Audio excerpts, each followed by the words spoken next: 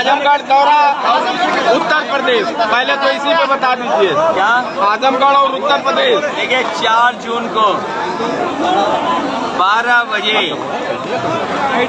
Picture release हो जाएगी और उसका नाम होगा एक थी भारतीय जनता पार्टी।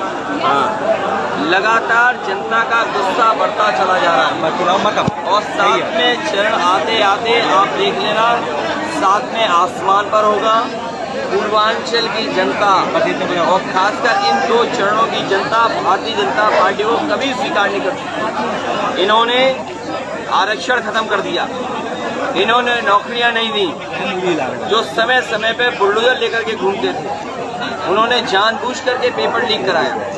आखिरकार एक भी पेपर लीक कराने वाले की जानकारी नहीं हुई, न उस पर बुलडोजर चला।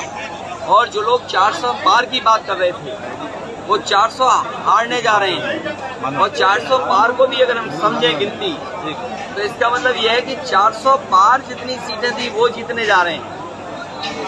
अगर हम कहें नदिया के पार, सड़क के पार, या हम कहें इसके उस पार, तो क्या हुआ कि उसके बाद कितनी सीटें, तो उसके बाद तो केवल बनती हैं 143 सीटें।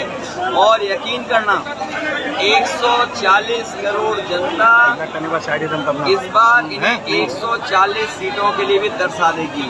और जो कहते हैं शहजादे, शहजादे कहना थक नहीं रहे हैं।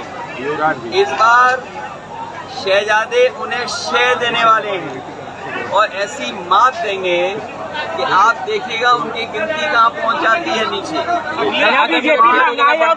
जैसे मुद्दे को हटाकर पेपर लीक जैसे मुद्दे हटाकर हिंदू मुस्लिम, देखिए उनकी वही घिसी पिटी कहानी, वही उनके थके हुए डायलॉग, जनता इनकी कहानी सुनना नहीं चाहती। और इसीलिए उनके कार्यक्रम देख लो, उनके पंडाल देख लो, लोग गाए हुए आ नहीं रहे हैं। अधिकारियों को या कर्मचारी जो सरकारी हैं, आप बेहतर जानते हो, उन्हें कपड़े बदल करके बैठा रहे हैं और हमारे कार्यक्रम में कम फोर्स लगा करके, और उन्हीं के बीजेपी के लोग लाल टोपी लगा के या लाल गमछा डाल करके हमारा कार्यक्रम खराब करने आ रहे हैं। परिवारवाद कह रहे हैं कि परिवार तक ही सीमित रह जाएगा। देखिए जो लोग परिवारवाद कह रहे हैं उन्हें कम से कम यहाँ किसी मंदिर में जाके संकल्प ले लेना चाहिए वो कि किसी परिवार वाले को टिकट नहीं देंगे और किसी परिवार वाले से वोट नहीं मांगेंगे। आप लोग लगातार महंगाई बेरोजगारी की बात कर रहे हैं, जिस पूर्वांचल के चुनाव आते ही बीजेपी जो है कहने लगी अगर इंडिया अलायंस के लोग आएंगे तो हिंदू खतरे में हो जाएंगे।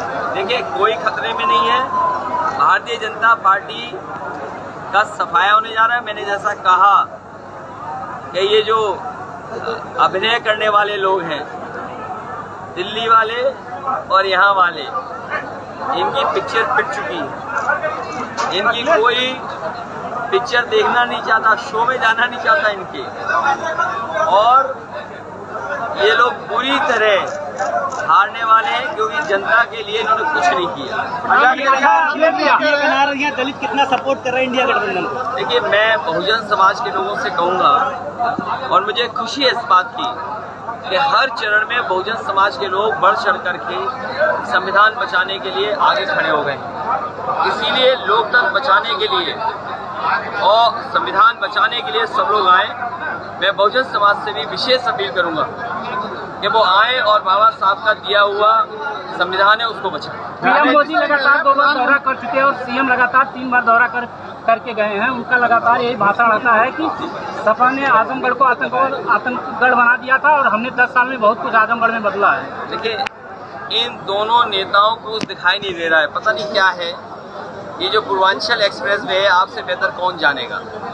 यहाँ का मेडिकल कॉलेज है, यहाँ की हवाई पट्टी है, यहाँ का एग्रीकल्चर कॉलेज है, यहाँ पे सब स्टेशन हैं, जिला अस्पताल है, 100 बेड हॉस्पिटल है, एम्बुलेंस है आपके, और तमाम सुविधाएं जो दी गई थी वो समाजवादियों की देन है। भीड़ को देखकर क्या लग रहा है आजमगढ़ में? सब प्रधानमंत्री भटौली गांव के लोगों का भी बहुत बहुत धन्यवाद।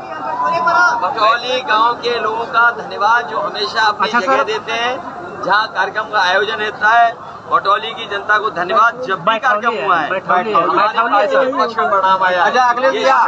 अगले चुनाव बाद मिलेंगे।